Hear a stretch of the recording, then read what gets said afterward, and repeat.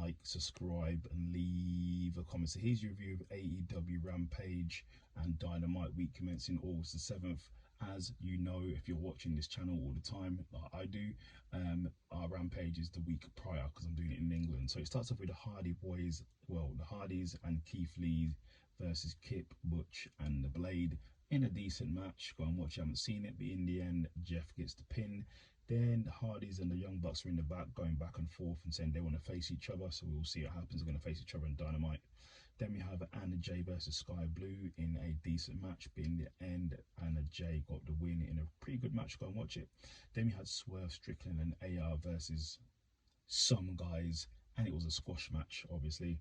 Then we have QTTV scheming on different things they want to do and different plots and stuff, so we'll see what they come up with. Then we had Big Bill and Brian Cage basically call out FTR, because they're going to face them on Collision, which I did a review as well, so go and watch that as well. Then in the main event of the evening, it's BCC versus the Best Friends in the parking lot brawl. You had blood, you had fences, you had car windows, you had cars, you had forks, you had screwdrivers, you had more blood, and you had more fences and more knives and more forks. But in the end, BCC won. Then we go to Dynamite. Dynamite basically starts with the whole of the JS come out and they're calling out Chris Jericho, basically saying they're all leaving him for different reasons. Danny Garcia starts off having a go at him. Then basically every single member has a go at him and basically leaves Chris Jericho standing on his own. That's basically what happens. Then we go to the Young Bucks versus the Hardys in a really good match, classic match, two of the greatest tag teams in the world. But in the end, the Bucks win, and then the FTR come out and basically say, we want you at All In. That's that. Then we have MJF and Adam Cole, more of their friendly time. They're at a trampoline park and there's loads of kids. MJF obviously wanted to go to the club, go to a bar and meet with women, but Adam Cole obviously can't do that. And then so they went to a kids trampoline, and then MJF was throwing balls at the trampolines, at the kids, I should say, in fact, not trampoline.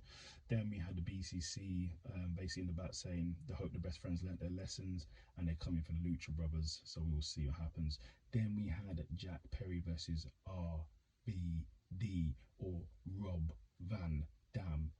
Good match, decent match, but obviously it's FTW rules, so there was chairs, tables involved, but in the end Jack Perry won because obviously he's the heel here. Then we had the Lucha Brothers say they're coming for the BCC. Let's see if they do. Then we had MJF and Adam Cole basically come out. MJF started basically firing shots at Adam Cole because Adam Cole was talking about them facing off for the AEW World Championship at All In. So MJF started literally doing a promo on Adam Cole, but Adam Cole told him to stop it. As that happened, basically Roderick Strong came out and he was unhappy that he's teaming with MJF, obviously, and then basically he says he's not a good friend. His friendship with Adam Cole is done and he's sided with the Kingdom. But also on top of that, Adam Cole wants MJF to team up with him to go for the ROH World Championships, Ring of Honor World Tag Team Championships, I should say. I think at the beginning of the All In pay-per-view, so we'll see what happens. Then we had the BCC versus the Lucha Brothers in a decent match. Obviously, all the members can go, but in the end, the BCC got the win. Then we had Kenny Omega turn up to the building, basically says he's going to face someone at All In. He's not sure yet, but he's going to sit down with the guys and see who he wants to face. Most likely Tanoski, so we'll see.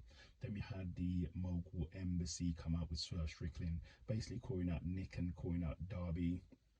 And in fact, AR was calling out Darby. Darby comes out, basically says unhappy with AR. He said he looked after AR, he had respect for AR, he always respect for AR, but he doesn't now basically doesn't like how he's acting now. But AR's now teamed with the Embassy, and then Darby goes, he's got friends too. Lights go out, who turns up? It's Sting. I can't do it, but Sting turns up and basically clears house. Then in the main event of the evening is Anna Jay versus Shida for the AEW Women's Championship. Really good match. Go and watch it if you haven't seen it. Basically, this match here is to qualify to be in the four-way women's match at All In.